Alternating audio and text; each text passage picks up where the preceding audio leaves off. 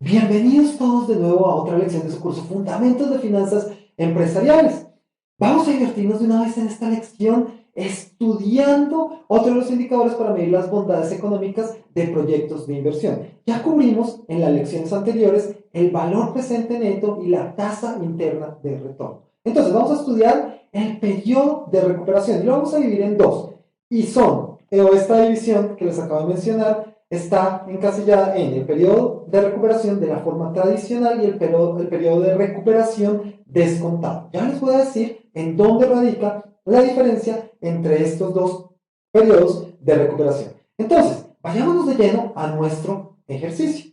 Entonces, para el caso concreto tenemos unos flujos de efectivo que son como se enuncian a continuación. Es decir, yo tengo un desembolso en el momento cero de 6.500 y flujos de efectivo positivos de 1.900, 2.200, 2.500, 3.100, 4.300 unidades monetarias en cada uno de los años desde el 1 hasta el 5 respectivamente. Quiero saber en qué momento o en qué periodo recupero mi inversión. Entonces, es lo que vamos a hacer. Vamos a partir de la base que en el momento cero, pues yo he desembolsado 6.500. Pero dado que en el periodo 1, es decir, en el año 1, me entran en mi flujo de caja 1.900 unidades monetarias positivas, pues voy a tener lo que había desembolsado más mis unidades que voy recibiendo. Y eso me daría 4.600 negativo porque aún no he recuperado los 6.500. Y precisamente de eso se trata este indicador para medir la bondad económica de este proyecto. Lo que yo quiero saber es dónde, en qué momento exactamente, en cuál periodo voy a recibir ese valor que invertí y después para adelante pues voy a sobrepasar. Pero entonces, decíamos que aún no he recibido la inversión inicial. Entonces, sigamos. Tengo los 4.600 y como ya tengo la fórmula, pues simplemente la voy a expandir hasta mi periodo 5. Y como nos damos cuenta, tenía los 1.900 más los 2.200, aún no es suficiente para recibir en retorno lo que había invertido, porque aún tengo 2.400 negativo. Pero si me doy cuenta, entre el periodo 2 y el periodo 3, ya recibí 100, es decir, sobrepasé el 0. En el momento en que pasa el 0, quiere decir que ya recibí o ya estoy pasando al lado positivo, es decir, que ya recuperé lo que invertí. Pero entonces, sabemos que es entre el periodo 2, que estoy negativo, y el periodo 3, pero queremos sacar con exactitud la proporción entre el periodo 2 y el periodo 3. ¿Cómo lo hacemos? Pues vamos en esta casilla, la D12, a hacerlo. Tengo mi recuperación es entre el periodo 2, pero adicionalmente tengo que adicionar la fracción entre el 2 y el 3 que corresponde a mi recuperación. Entonces tendría más, y voy a sumar la fracción. La fracción sería los 2.400 dividido los 2.500. ¿Por qué? Porque 2.400 es lo que tengo en el periodo 2, pero lo tengo que dividir por el total que voy a tener de desembolso en el periodo 3, no es desembolso en este caso, sino el total que recibo en mi flujo de caja, que sería 2.500. Entonces, como ya está negativo, le pongo el menos, le pongo 2.400 dividido 2.500, de nuevo sería la proporción de los 2.400 con respecto a los 2.500, y eso me va a dar 2 punto algo, es decir, sabemos que está entre el 2 y el 3, le voy a dar enter, y me da 2.96, es decir, que recupero la inversión entre el periodo 2 y el 3, pero es más cerca al 3, es decir, 96% de ese periodo transcurrido es donde lo recibo. Esto no es exactamente cierto del todo, pero pues estamos tratando de sacar la parte proporcional, asumiendo que son desembolsos o que se recibe la plata en momentos iguales o en periodos iguales del año.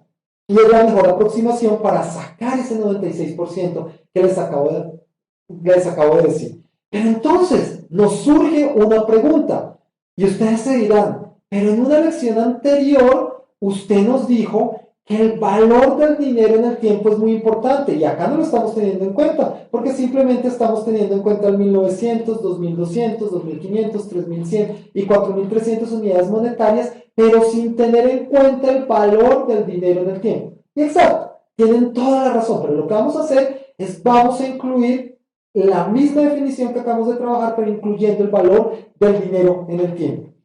Entonces, concluimos que en el periodo de recuperación tradicional no se tiene en cuenta el valor de dinero en el tiempo. Esto se usa financieramente menos que la tasa interna de retorno y que el valor presente neto, pero se usa esporádicamente, entonces por eso lo tenemos que aprender. Para de pronto inversiones muy pequeñas o proyectos muy pequeños podría ser usado. Entonces vamos a hacer lo mismo, vamos a hacer el periodo de recuperación, pero teniendo en cuenta el valor del dinero en el tiempo. Entonces, este modelo o este indicador se llama el periodo de recuperación descontado. Entonces, lo que voy a hacer es voy a traer al presente cada uno de los flujos de caja que tenía proyectados y posteriormente, ahí sí voy a hacer mi periodo de recuperación. Entonces, hagámoslo paso a paso. Dijimos, lo primero que voy a hacer es traer a presente cada uno de los flujos de caja. Entonces, mis 6500 ya están en el periodo cero, pues simplemente los mantengo de la misma manera. Y mis 1900 los voy a traer al valor presente. Vamos a usar la fórmula que está en inglés. Para este caso sería present value porque lo tengo en inglés. Y la tasa. Y mi tasa, pues la tengo acá referenciada. Es el 13% para este caso concreto. La voy a bloquear porque, con F4 porque es la misma tasa para cada uno de los descuentos que voy a realizar. Número de periodos sería 1 porque lo voy a descontar una vez y cuando mueva la fórmula hacia abajo pues sería 2, 3, 4 y 5 porque está más hacia el futuro, entonces tengo que hacer mayor cantidad de periodos para descontarlo. Entonces, tendría mi periodo que para este caso es 1, si avanzo sería 2 y así sucesivamente. Mis pagos sabemos que lo dejo en blanco porque no tengo y el valor futuro sería este valor, los 1900.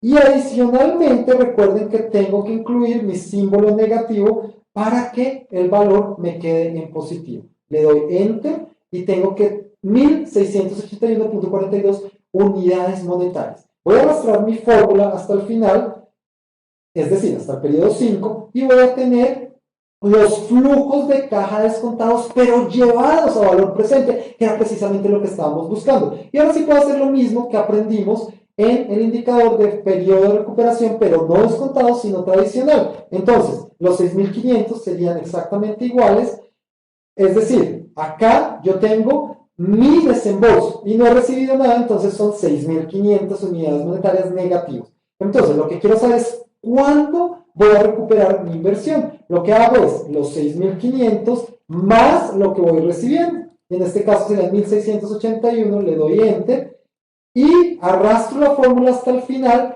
y miro dónde en esta transición recupero mi inversión, es decir, dónde este número negativo que vemos en rojo, que para este caso concreto es en el periodo número 3, que es 1363, se vuelve positivo, que para este caso serían 538.25 unidades monetarias. Y ahí sería mi transición. Y hacemos lo mismo que hicimos en la vez pasada, es decir, yo sé que mi periodo es entre el 3 y el 4, es decir, 3 punto algo. Entonces pongo mi 3 más y voy a poner mis 1300, cuántos son porcentualmente de lo que voy a recibir descontado ya en mi valor presente que serían 1900.